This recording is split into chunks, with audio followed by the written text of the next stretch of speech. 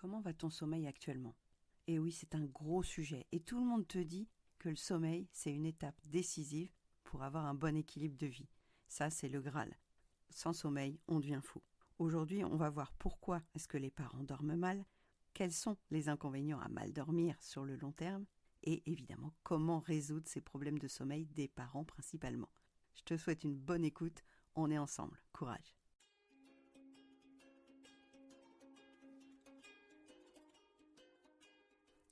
Bonjour, bienvenue sur Les Petits Plus Zen, le podcast pour faciliter et savourer sa vie en famille. Je m'appelle Séverine, je suis facilitatrice en parentalité après avoir été 22 ans professeure des écoles en maternelle REP+. Chaque semaine, je te propose ici des pistes et des thèmes approfondis sur la petite enfance, l'éducation et la communication pour que tu retrouves le plaisir des relations familiales sereines et épanouies. Une de mes missions est de t'aider à mieux comprendre et apaiser les émotions de chacun pour installer un équilibre entre tes besoins personnels et ceux de ta famille et enfin retrouver du temps pour toi. Je te partagerai aussi mon expérience en classe de maternelle, des découvertes apprises en formation et des outils inédits et actionnables facilement que j'ai créés au fil du temps à l'école et à la maison. Pour ne manquer aucun épisode, abonne-toi s'il te plaît sur ton application de podcast préférée et participe généreusement à la diffusion de mon travail en laissant un avis et une note de 5 étoiles. Pour plus de contenu, d'inspiration et de motivation, retrouve-moi aussi sur Instagram, Facebook et Clubhouse sous le nom Les Petits Plus Zen. Sur ce, je te souhaite une belle écoute.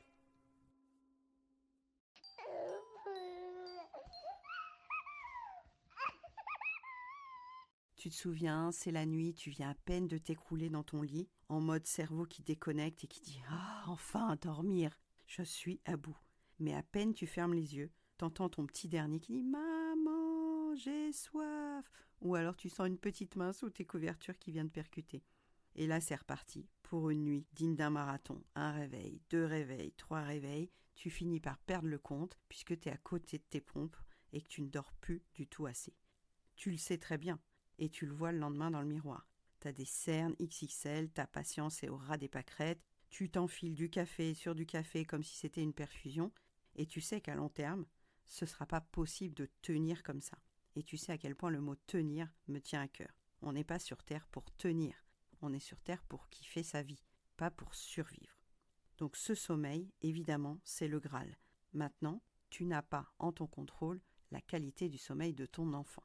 Donc on va voir dans cet épisode pourquoi est-ce que les parents dorment mal, principalement les mamans, pourquoi est-ce qu'à long terme c'est dangereux de continuer dans cette dynamique-là et comment résoudre les problèmes de sommeil dans la famille.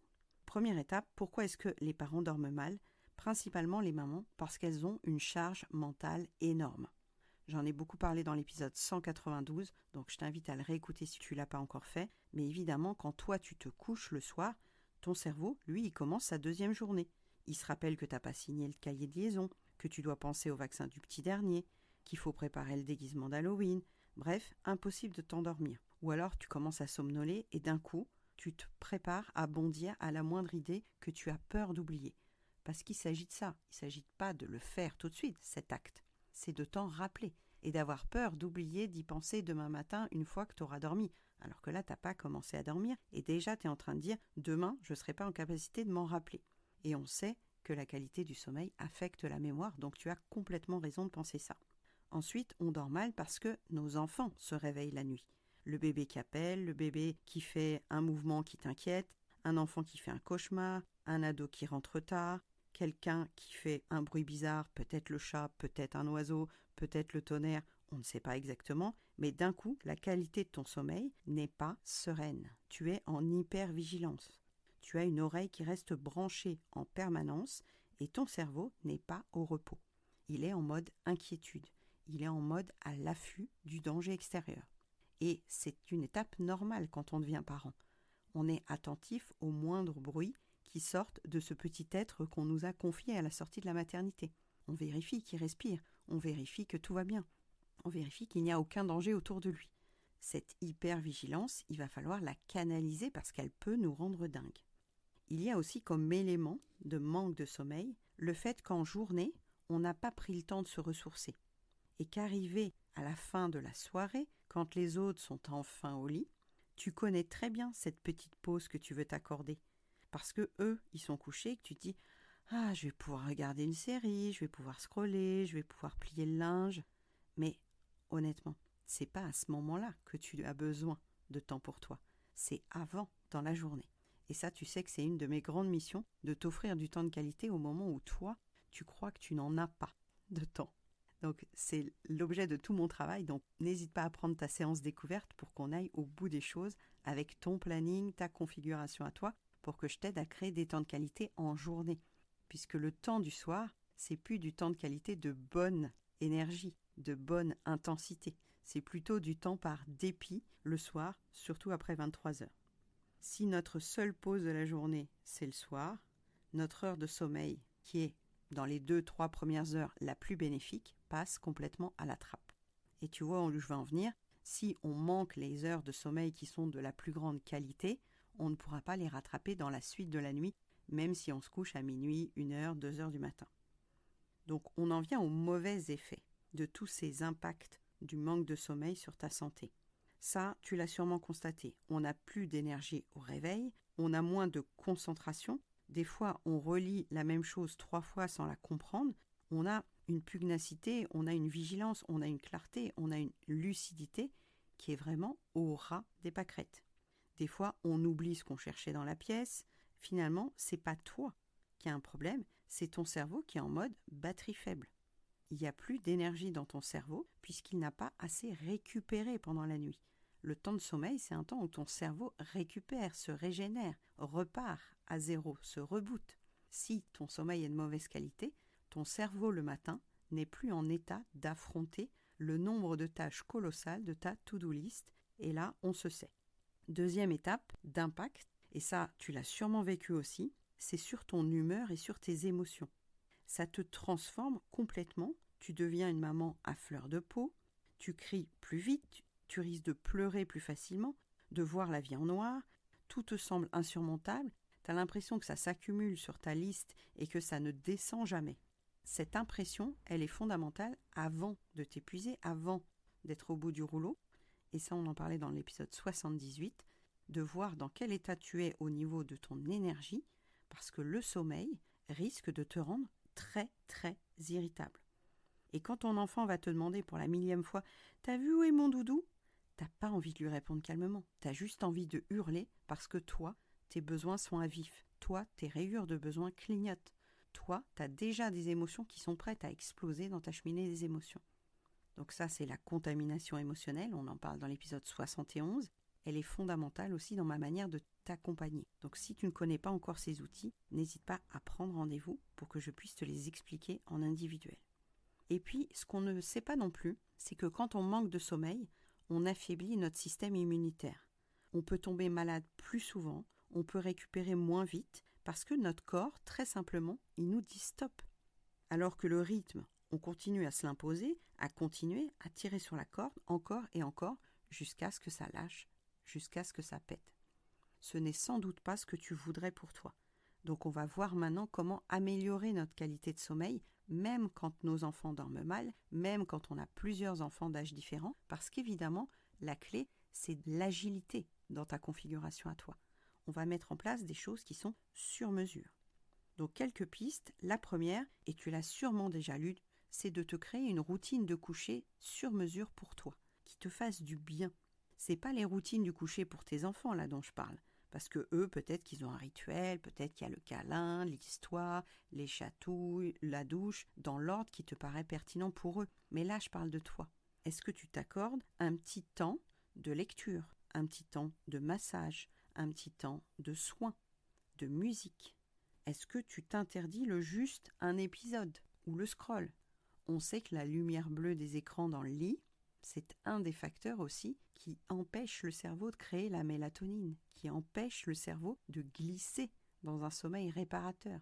On retarde, en scrollant, la qualité du bon sommeil. Notre cerveau va mettre plus de temps à glisser dans un sommeil de qualité. Après cette petite routine, on peut aussi voir à quel endroit tu poses ton téléphone, bien sûr. Est-ce que tu le mets loin du lit? Est-ce que ta literie est de bonne qualité? Est-ce que tu as un bon oreiller, une lumière douce, une pièce pas trop chauffée? Et oui, c'est comme les enfants, ça joue aussi.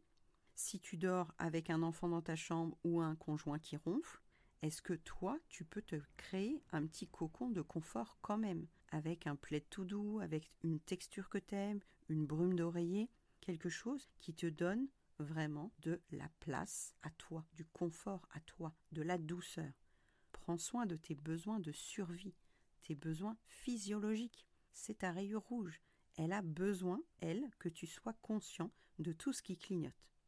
On ne veut pas juste un petit coin dans le lit avec tous les enfants qui viennent annexer ton espace. Tu as besoin de place pour bien récupérer. Et peut-être, pour certains couples que j'accompagne, ça peut être de faire chambre à part. Peut-être que chacun peut dormir séparément pour récupérer en alternance.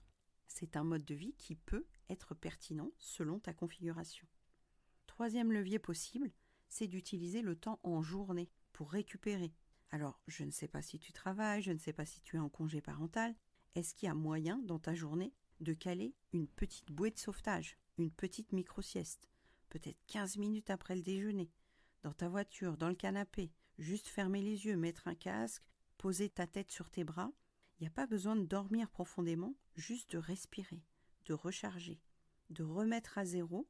Et bien sûr, Léopold, dans ton cerveau, va te dire « Non, j'ai pas le temps, il y a tellement de choses à faire. » C'est vrai, Léopold, il y aura toujours des choses à faire. Mais je vais m'accorder ces 10 minutes parce que j'ai besoin de récupérer un peu d'énergie. Ces 10 minutes, elles te permettront d'aller plus vite ensuite. Cette pause, cette sieste, elle sera bénéfique pour ta productivité après. C'est comme quand tu recharges ton téléphone. Ensuite, il est plus performant. Tu le fais pour ton téléphone, mais parfois tu ne le fais pas pour toi-même. Et puis, autre élément important, c'est que quand tu es perturbé dans ta nuit, donc réveil nocturne, bruit insolite, ado qui rentre en claquant la porte, bébé qui fait un cauchemar, à ce moment-là, tu sais que tu dois aller à l'essentiel. Donc tu vas aller vraiment sur une seule phrase courte, rassurante, un câlin, évite d'allumer la lumière, évite de discuter, évite de donner un biberon si ce n'est pas absolument nécessaire. Rappelle que la nuit, on dort. Maman dort dans son lit, papa dort dans son lit, bébé dort dans son lit, la grande sœur dort dans son lit. On répète que la nuit, c'est du plaisir, c'est du bien-être pour son corps. Le corps a besoin de récupérer. En aucun cas, on associe le sommeil et la nuit à une injonction, à une contrainte, à quelque chose qui soit pénible, puisque sinon, l'enfant peut développer aussi un trouble du sommeil parce qu'on a induit que le sommeil c'était une punition, que la chambre c'était une punition, que le lit c'était une punition. Donc là, je ne vais pas m'attaquer au sommeil des enfants parce que ce n'est pas du tout ma spécialité, mais pour t'apporter du bien-être toi, tu peux aussi modéliser que le sommeil, dormir, c'est vraiment un plaisir et que tu as besoin de le faire toi aussi, quitte à déléguer, quitte à décharger, quitte à demander à quelqu'un d'autre de faire les réveils nocturnes, et tu vois bien de qui je parle. Notre enfant, il va sentir si toi tu es en confiance, si tu es sereine, si tu as une voix qui lui permet, lui, de se rendormir facilement. Plus on est agacé, tu le sais, et plus on va répondre sèchement, ce qui va empêcher la connexion émotionnelle avec notre enfant qui, à ce moment-là, a besoin d'être rassuré, d'être cajolé, d'être englobé. Bien sûr, quand il nous réveille, on a envie de râler, de hurler, de lui reprocher. Mais à aucun moment, c'est intentionnel de nous avoir réveillés. L'enfant a besoin d'être rassuré. La nuit, ça peut être anxiogène, on est dans le noir, on est seul. Ça peut être difficile pour un enfant de trouver le sommeil. Et nous, ça vient nous contaminer quand nous, on dort moins bien, parce qu'on n'arrivera pas à être serein et à co-réguler notre enfant qui est dépassé par ses propres flammes d'émotion et ses propres besoins qui clignotent. Donc pour être la personne qui aide notre enfant à bien s'endormir, il faut qu'on fasse la part des choses et d'étanchéité dans la contamination qu'on reçoit de ce qu'il nous envoie de son comportement. Donc ça, tu retrouveras plusieurs épisodes là-dessus et puis évidemment, on peut travailler ça en séance. 5e astuce, c'est avant de te mettre au lit, de vider complètement ton mental. Plus facile à dire qu'à faire, bien entendu, mais tu peux prendre un carnet et noter tout ce qui te trotte en tête actuellement.